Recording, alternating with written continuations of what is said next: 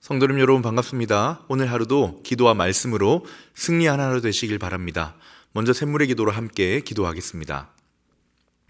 마음 모아 샘물의 기도를 하나님께 드립니다. 먼저 우리 믿음을 고백합니다. 주께서 심지가 견고한 자를 평강하고 평강하도록 지키시리니 이는 그가 주를 신뢰함이니이다. 아멘. 우리에게 평강 주시는 하나님, 이 시간 주님 앞에 나아갑니다.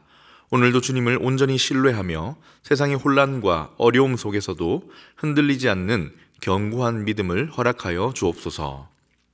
교회와 예배를 위해 기도합니다. 하나님은 영이시니 예배하는 자가 영과 진리로 예배할지니라. 아멘. 거룩하신 하나님, 샘물을 통해 하나님의 영광이 드러나게 하옵소서. 샘물의 모든 예배가 영과 진리로 드려지게 하시고 성령님의 임재를 경험하는 거룩한 예배가 되게 하옵소서. 교회의 모든 사역을 통해 하나님의 뜻이 이루어지게 하시고 많은 영혼들이 구원받고 회복되는 은혜의 통로가 되게 하옵소서. 목장과 성도들을 위해 기도합니다. 서로 돌아보아 사랑과 선행을 격려하며 모이기를 패하는 어떤 사람들의 습관과 같이 하지 말고 오직 권하여 그날이 가까움을 볼수록 더욱 그리하자. 아멘. 사랑의 하나님, 샘물 공동체를 축복하여 주옵소서. 성도들이 서로 사랑하고 섬기며 어려움 가운데 있는 지체들을 돌아보게 하옵소서. 각자의 은사를 통해 교회를 세우는 일에 헌신하게 하시고 믿음의 교제를 통해 서로 격려하고 성장하는 건강한 공동체가 되게 하옵소서. 다음 세대와 청년들을 위해 기도합니다. 오직 여호와를 앙망하는 자는 새 힘을 얻으리니 독수리가 날개치며 올라감 같을 것이요 다른 박질하여도 곤비하지 아니하겠고 걸어가도 피곤하지 아니하리로다. 아멘. 소망의 하나님, 우리의 다음 세대와 청년들을 주님의 날개 아래 보호하여 주옵소서. 세상의 가치관에 물들지 않고 하나님의 말씀으로 무장하여 이 시대의 빛과 소금이 되게 하옵소서. 주님을 향한 열정으로 하나님 나라를 위해 헌신하며 비전과 꿈을 통해 하나님의 영광이 드러나게 하옵소서. 나라와 선교를 위해 기도합니다. 내가 민족들 가운데에서 주께 감사하며 열방 중에서 주를 찬송하리이다. 대저 주의 인자하심이 커서 하늘에 미치고 주의 진실은 궁창에 이르나이다. 아멘. 열방의 주인이신 하나님, 우리나라의 지도자들을 축복하셔서 공의와 진리로 국민을 섬기게 하옵소서. 세계 곳곳의 선교사들을 보호하시며 샘물이 기도와 물질로 선교사에게 동참하게 하옵소서. 북한 동포들에게도 복음의 문이 열려 함께 주님을 찬양하는 날이 속히 오게 하옵소서. 오늘도 우리의 걸음을 인도하시는 예수님의 이름으로 기도합니다. 아멘. 오늘 우리에게 주시는 하나님 말씀은 데살로니가 전서 2장 1절에서 12절 말씀입니다. 형제들아, 우리가 너희 가운데 들어간 것이 헛되지 않은 줄을 너희가 친히 아나니 너희가 아는 바와 같이 우리가 먼저 빌립보에서 고난과 능욕을 당하였으나 우리 하나님을 힘입어 많은 싸움 중에 하나님의 복음을 너희에게 전하였노라. 우리의 권면은 간사함이나 부정에서 난 것이 아니요 속임수로 하는 것도 아니라 오직 하나님께 옳게 여기심을 입어 복음을 위탁받았으니 우리가 이와 같이 말함은 사람을 기쁘게 하려 함이 아니요 오직 우리 마음을 감찰하시는 하나님을 기쁘시게 하려 함이라. 너희도 알거니와 우리가 아무 때에도 아첨하는 말이나 탐심의 탈을 쓰지 아니한 것을 하나님이 증언하시느니라. 또한 우리는 너희에게서든지 다른 이에게서든지 사람에게서는 영광을 구하지 아니하였노라. 우리는 그리스도의 사도로서 마땅히 권위를 주장할 수 있으나 도리어 너희 가운데서 유순한 자가 되어 유모가 자기 자녀를 기름과 같이 하였으니 우리가 이같이 너희를 사모하여 하나님의 복음뿐 아니라 우리의 목숨까지도 너희에게 주기를 기뻐함은 너희가 우리의 사랑하는 자 됨이라. 형제들아, 우리의 수고와 애쓴 것을 너희가 기억하리니 너희 아무에게도 폐를 끼치지 아니하려고 밤낮으로 일하면서 너희에게 하나님의 복음을 전하였노라. 우리가 너희 믿는 자들을 향하여 어떻게 거룩하고 옳고 흠없이 행하였는지에 대하여 너희가 증인이요 하나님도 그러하시도다. 너희도 아는 바와 같이 우리가 너희 각 사람에게 아버지가 자기 자녀에게 하듯 권면하고 위로하고 경계하노니 이는 너희를 부르사 자기 나라와 영광에 이르게 하시는 하나님께 합당히 행하게 하려 함이라. 아멘. 오늘은 복음을 전하는 태도라는 제목으로 주시는 말씀을 묵상해 보려고 합니다. 복음을 전하는 태도. 복음을 먼저 받은 자로서 우리는 이 복음을 누군가에게 전해야 하는 사명을 가지고 있지요. 먼저는 쉽게 생각나듯이 아직까지 구원받지 못한 사람들에게 이 그리스도의 복음을 전해야 하고, 또 가까이에는 우리가 사랑하는 가족들, 친구들에게도 이 구원의 복음을 전해야 하는 먼저 복음을 받은 자의 사명이 있습니다. 그리고 또한 부모된 자로서는 자라나는 자녀들에게 복음을 지속적으로 가르치고 복음을 나누는 삶을 살아야 하겠지요. 이렇게 복음을 전하는 것은 사도 바울이 오늘 본문에 나왔듯이 바울이 데살로니가 교회 성도들에게 가졌던 사명만이 아니라 오늘 그리스도인으로 살아가는 우리 모두가 가진 사명이기도 합니다. 그렇다면 여러분, 복음을 전할 때, 복음을 다룰 때 어떤 태도로 해야 할까요? 복음은 그 내용이 굉장히 중요하지만 또한 그것을 다루고 전하는 태도도 중요한 것 같습니다. 본문에 나타난 사도 바울의 모습을 살펴보면서 복음을 전하는 자의 태도에 대해 함께 살펴보고 배워보도록 하겠습니다. 복음을 전하는 태도 첫 번째는 부드럽게입니다. 부드럽게. 복음을 전할 때 다양한 모습을 가질 수 있는데 먼저 그 처음은 부드럽게 전하는 것. 본문을 보면 바울이 지금 데살로니가 교인들을 위해 복음을 이렇게 전해왔다는 이야기를 계속하고 있습니다. 그러다가 7절에 보면 자신이 교인들에게 복음을 전했던 모습을 어머니의 모습에 비유하면서 그 태도를 설명하는데요. 7절을 읽어보면 우리는 그리스도의 사도로서 마땅히 권위를 주장할 수 있지만 도리어 너희 가운데 유순한 자가 되어 유모가, 여기서 유모는 아이를 기르는 어머니를 말합니다. 어머니가 자기 자녀를 기르는 모양처럼 하였다. 내가 복음을 전했는데 아기에게 정말 그 아기를 소중히 대하며 다루듯이 복음을 전하였다. 바울이 복음을 전할 때 어떻게 했냐? 어머니와 같이, 여기 나오는 자기 자녀는 원어에 보면 갓난아기입니다. 이 갓난아기를 대하듯이, 기르듯이 아주 부드럽게 대했다는 것이죠. 그 아기를 대하는 엄마의 눈빛, 이 신생아를 대하는 엄마의 눈빛과 손짓이 어떨까요? 거칠지 않습니다. 배려하고 혹여나 다칠까 부드럽게 다가가지요. 어느 정도의 지적인 또는 신체적인 수준을 감안하고 대하지 않습니다. 아주 조심스럽고 부드럽게 안아주지요. 이처럼 복음을 전하는 태도가 누군가에게는 어떠해야 합니까? 부드러워야 합니다.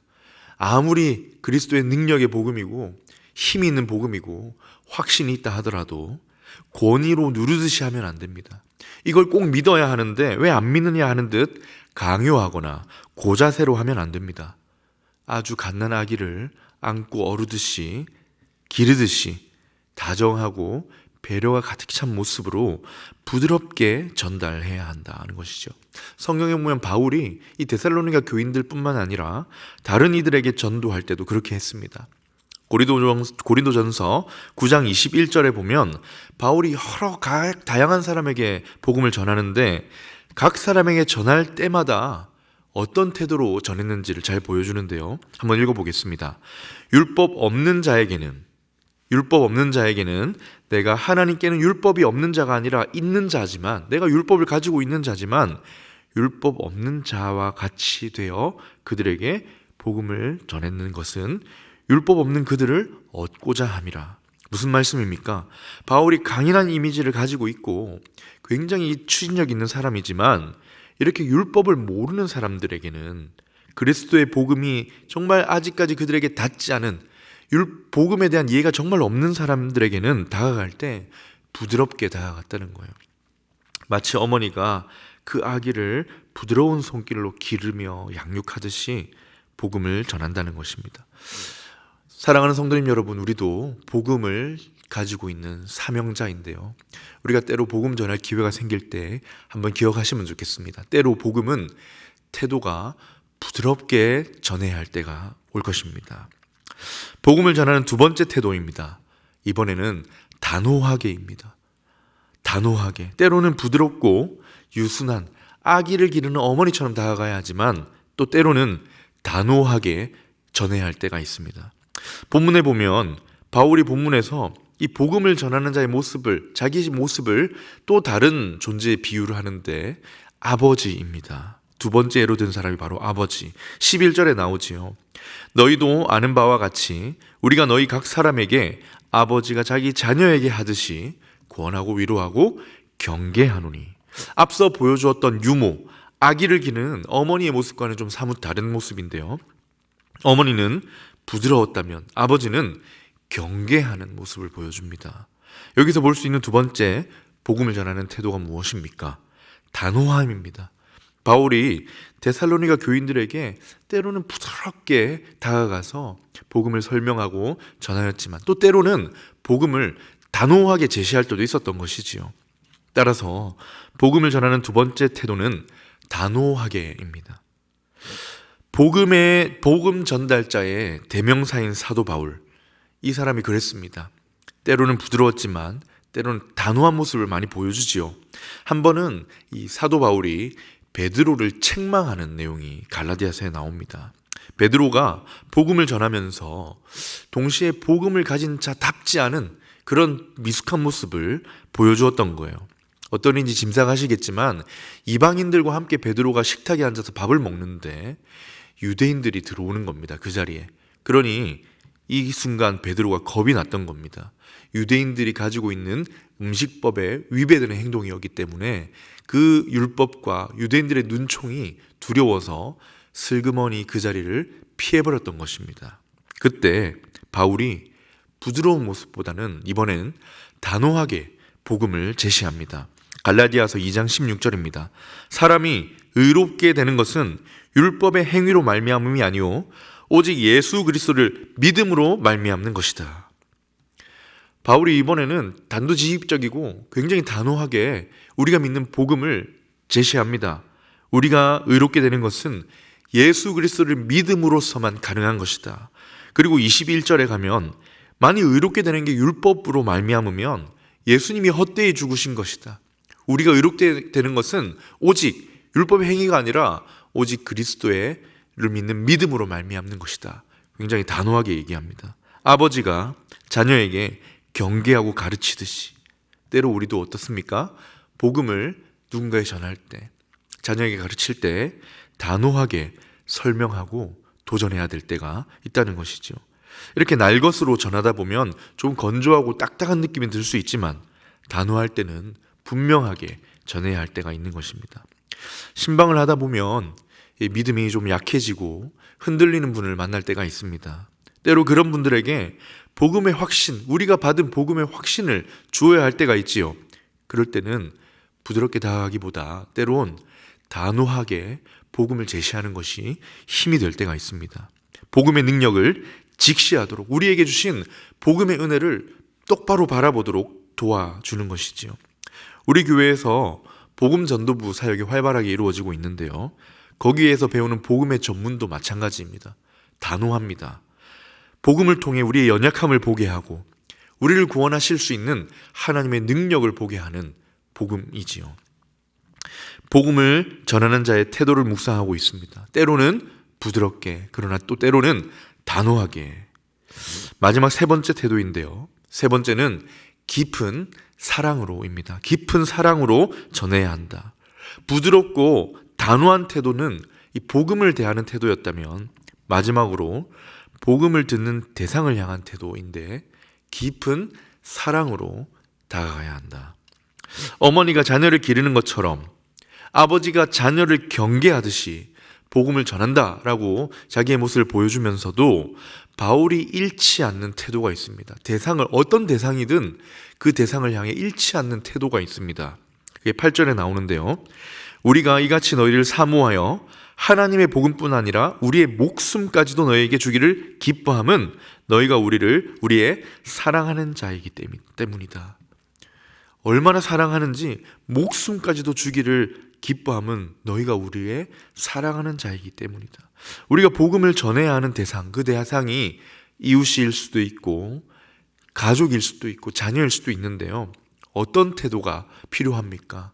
누구에게 복음을 전하든 깊은 사랑입니다. 왜 이걸 안 믿어? 왜 이걸 몰라? 내가 그동안 이렇게 기도했는데 왜 이렇게 안 돼?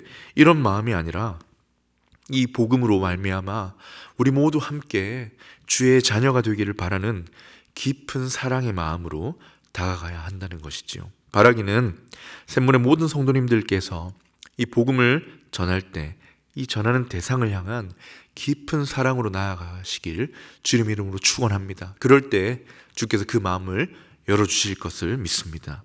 바울이 때로 참 딱딱해 보이고 때로 참 강한 사람처럼 보이지만 이분에게 늘 한결같이 있었던 마음이 무엇입니까? 복음을 전달하는 대상을 향해 깊은 사랑을 가지고 있었다는 것입니다.